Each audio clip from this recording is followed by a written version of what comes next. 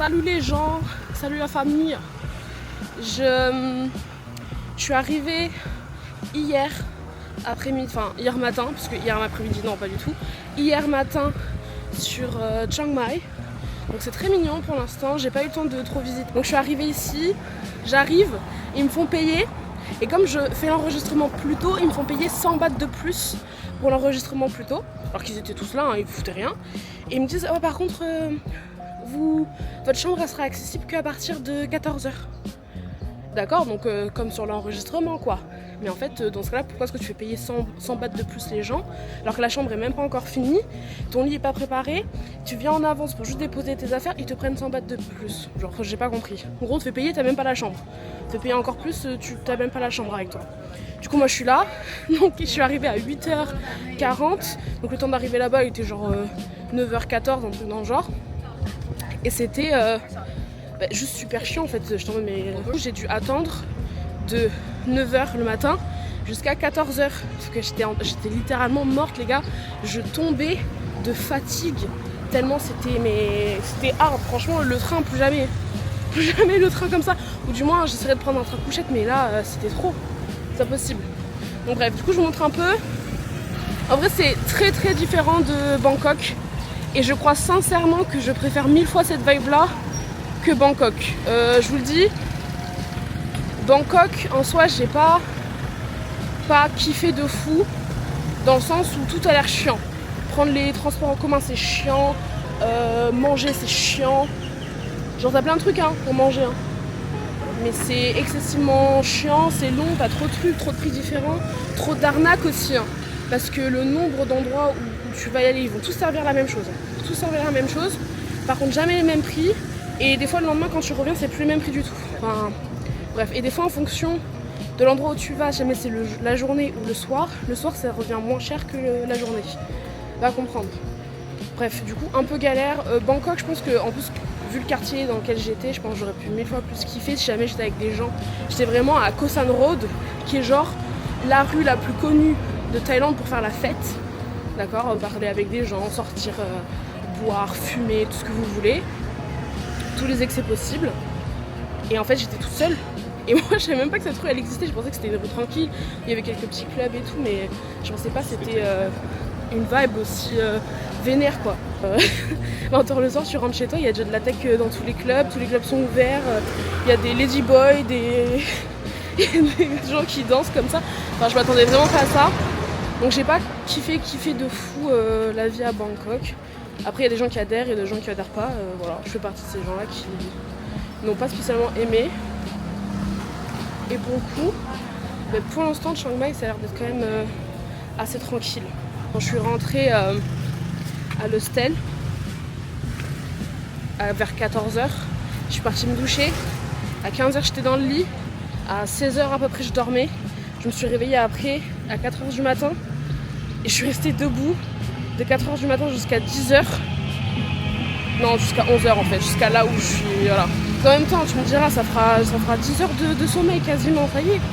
Mais c'est bon, on est fatigué, mais pas à ce point quand même. Donc bref. Donc j'ai bien dormi. J'ai tellement bien dormi les gars que vraiment j'avais la trace du matelas, de l'oreiller, tout sur le crâne. Genre, je me suis dit là j'ai bien dormi. Ça faisait très longtemps que ça m'était pas arrivé d'avoir les traces du lit. C'est-à-dire que vraiment j'ai bien dormi et que mon corps en avait besoin quoi. Donc là franchement, c'est trop classe.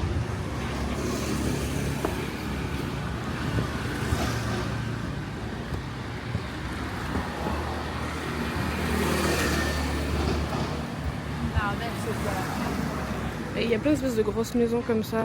Il y a beaucoup de temples aussi. Pas très loin de là où je suis. Et là c'est une petite boutique, enfin une petite boutique artisanale, j'ai envie de me stopper là 2 secondes. Bien aussi c'est qu'il y a des ATM partout.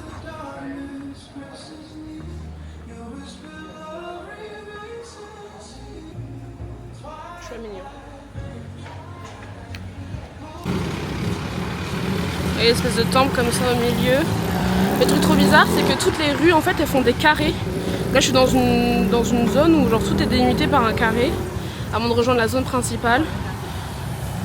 Voilà, et t'as plein de châteaux, de temples, châteaux, qu'est-ce que je dis. Et c'est trop joli et c'est très tranquille. Vous voyez là, Ça c'est juste le truc qui m'effraie le plus ici, vraiment en Thaïlande, c'est tellement normal d'avoir des flics comme ça. C'est une horreur. Vraiment. J'en parlais avec John. Il disait franchement ils pourraient pas les enterrer les câbles et tout. Et moi j'étais là en mode en fait ça doit leur coûter genre juste trop cher de les faire enterrer. Nous on met déjà des milliers voire des millions pour enterrer nos fils, notre wifi, etc. Il m'a dit walk fast.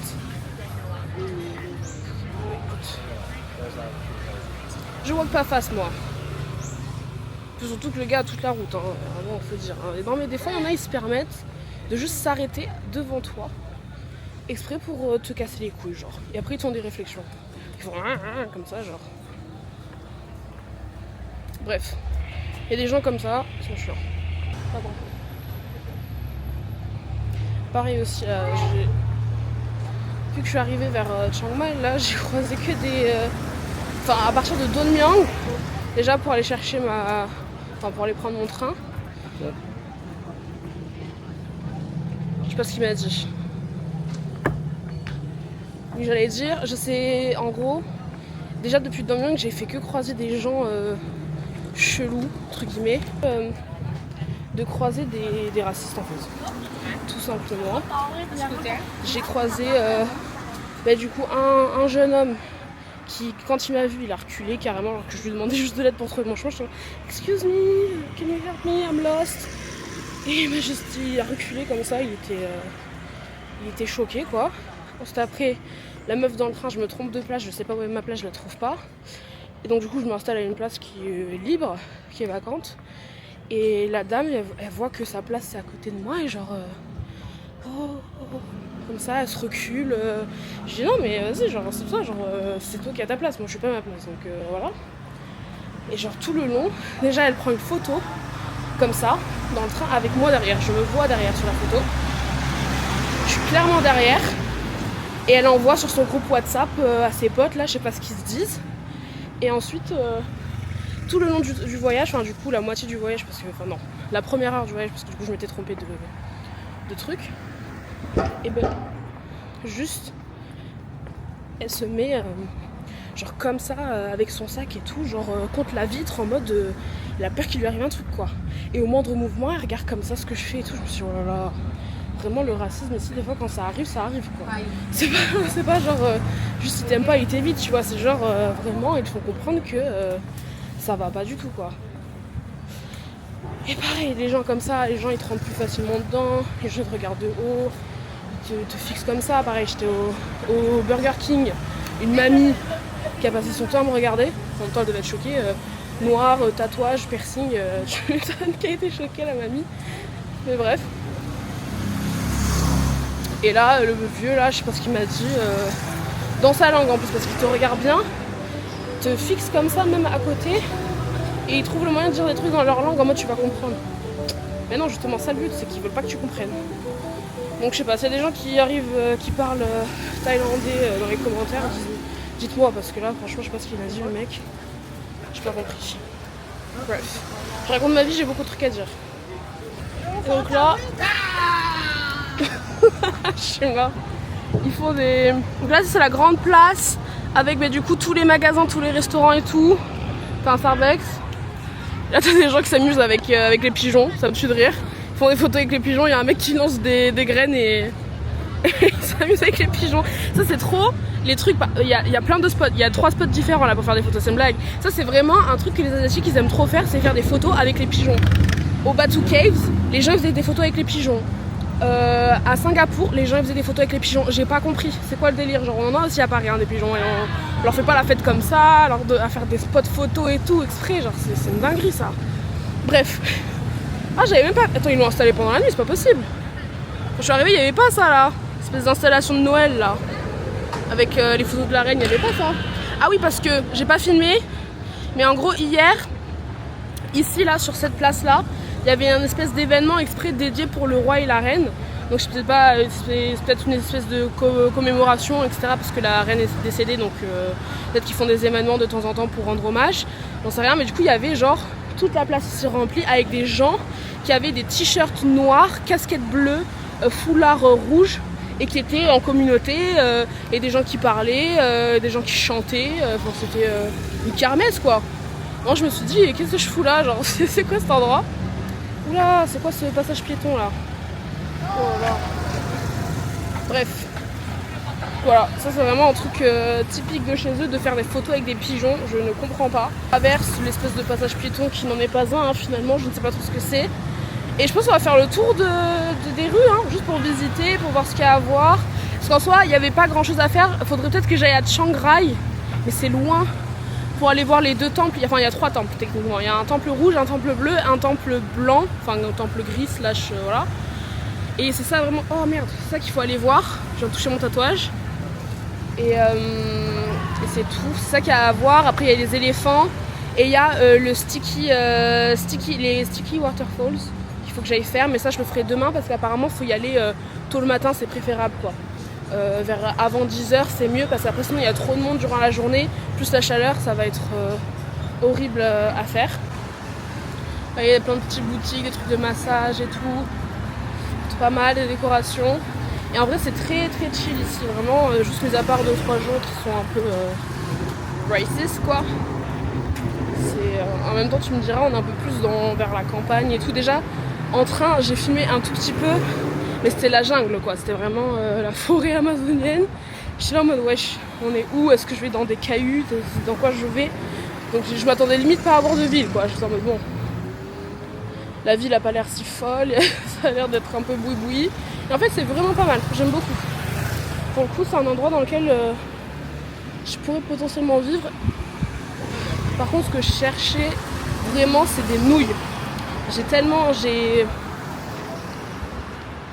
J'ai une envie de nouilles depuis plusieurs jours et j'en trouve pas. Du moins je trouve pas celle que je veux. Un autre temple. Il est gros celui-là. Putain, je suis allée loin là. Et parce que c'est ça, en fait déjà depuis la gare là où j'étais de Chiang Mai, j'avais genre une 50aine de minutes à pied, alors qu'en voiture ça équivalait à 15 quoi. Il est beau, il me fait penser à celui du coup qu'il y avait à l'ancienne ville. Il est très beau, mais c'est fermé tu vois. C'est un truc de Bouddha, je sais pas si vous voyez. Vous voyez pas. Bref. Il est fermé mais il est très beau. Donc là je suis devant un espèce de temple. Et ici à l'entrée il nous explique que dans ce temple là, c'est là où a été filmée la scène finale du tout premier film thaïlandais réalisé, donc qui est sorti en 1923 et c'est Nong Sao Suan. Je sais pas si... Nong Sao Suan. Et c'est le tout premier film thaïlandais qui est sorti et qui a été produit et tout, 100% thaïlandais. Et c'est là qu'ils ont filmé la scène de fin en gros. C'est génial.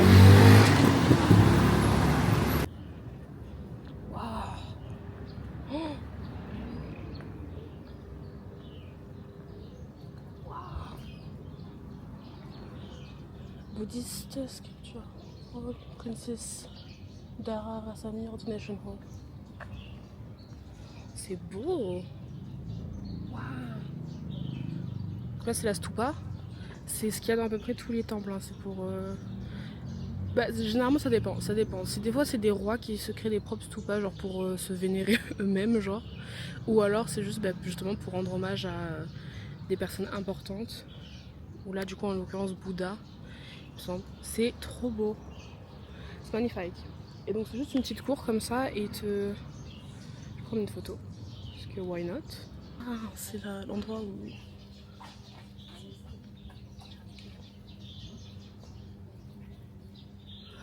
Monk's House, Public House. Non, je crois que c'était un truc genre pour la princesse ou quoi de Thaïlande. Je suis pas sûre. Et tu vois c'est ça qui est fou, c'est que tu trouves des endroits comme ça, tu te balades dans la rue et tu tombes sur des trucs comme ça et tu comprends pas trop ce que ça fout là, mais c'est là genre. Ou Bozot Hall, c'est quoi? Putain. Donc c'est un truc exprès pour une princesse et les femmes ne sont pas autorisées à l'intérieur. Oh, C'est chaud, hein. Regarde, et c'est la première fois de ma vie que je vois ça. Des trucs en mode non aux femmes, genre.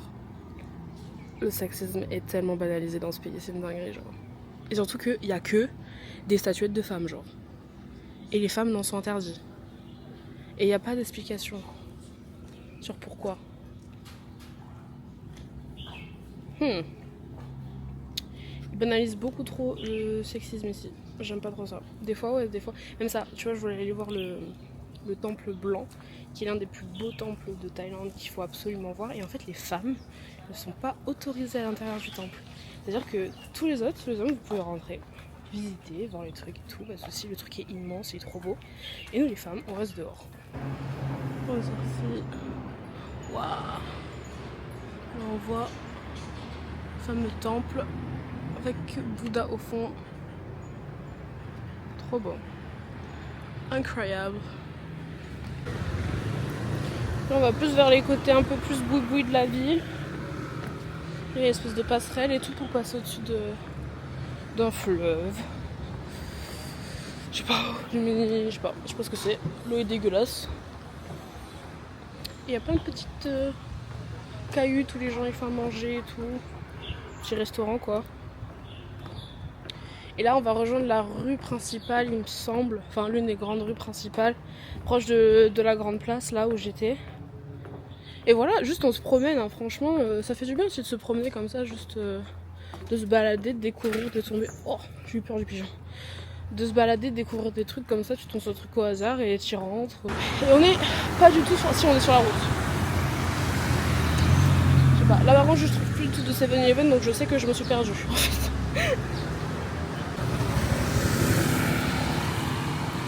Là pareil, je suis dans les petites rues un peu plus locales.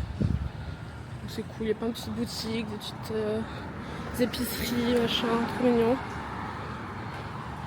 Il y a des plantes aussi tout le temps, partout. Je pense que c'est ça aussi qui fait que c'est très coloré et que c'est hyper joli à voir, c'est que malgré les fils plus que emmêlés et questionnables, bah c'est quand même super coloré, hyper mignon, c'est très joli, c'est très simple. Les gens aussi vivent simplement en fait, hein, c'est pas des gens habillés de fous furieux. C'est pas comme à Singapour, tu vois, à Singapour c'est les gens, ils étaient tous bien habillés, dernière marque sur eux, ou alors avec des contrefaçons genre hyper bien faites, tu vois, genre tout est dans le paraître, etc. Que là les gens... J'ai retraversé là, ils conduisent tous comme des fous furieux sur cette route là. Et donc vers là-bas, du coup de l'autre côté, c'était la grande place, là où ils faisaient les photos avec les pigeons. Là écoute, on va avancer, il y a un petit peu d'air ici, donc ça fait du bien.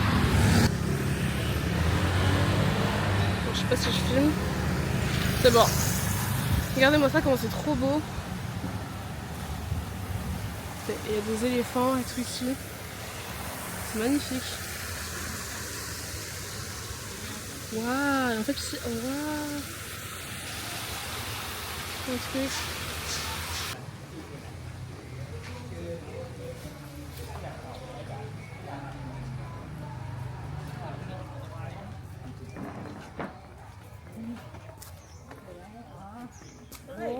C'est très beau. Il y a d'autres temples ici également. Waouh. Ils vendent énormément de porte-bonheur ici, donc que ce soit des cloches, soit des fleurs, soit des bracelets, soit des pendentifs. Ça peut être beaucoup de choses. Ils en vendent un peu partout. Et c'est très très beau. Je sais pas où on se trouve et c'est trop joli. Donc je vais me permettre de faire des photos. J'ai trouvé un espèce de resto là, trop mignon. Où tu manges pour entre 60 bahts et maximum 200 bahts. Bon là j'ai pris un plat thaï. Donc avec du curry, du tofu et du riz. J'avais le choix avec les pâtes et j'ai pas pris les pâtes. Voilà. Ce sera pour un autre jour. Et après, j'ai pris un pancake au chocolat pour la fin. Parce que ça faisait 170 en tout. Le repas, ce que je ne vais pas vous dire des conneries. Hein. Ça fait, si on convertit directement sur la calculatrice, c'est génial, 4,56 €. Je me suis mis là. Et je crois que c'est du tofu à l'intérieur avec une sauce au curry, des légumes. Je sais pas, ça sera pas mal. Okay. chose. Hein.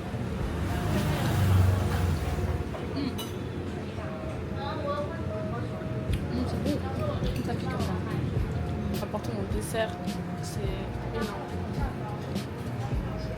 Un gros pancake comme ça là, incroyable. C'est mon dessert. Là faut que je mange ça et après je mangerai la suite.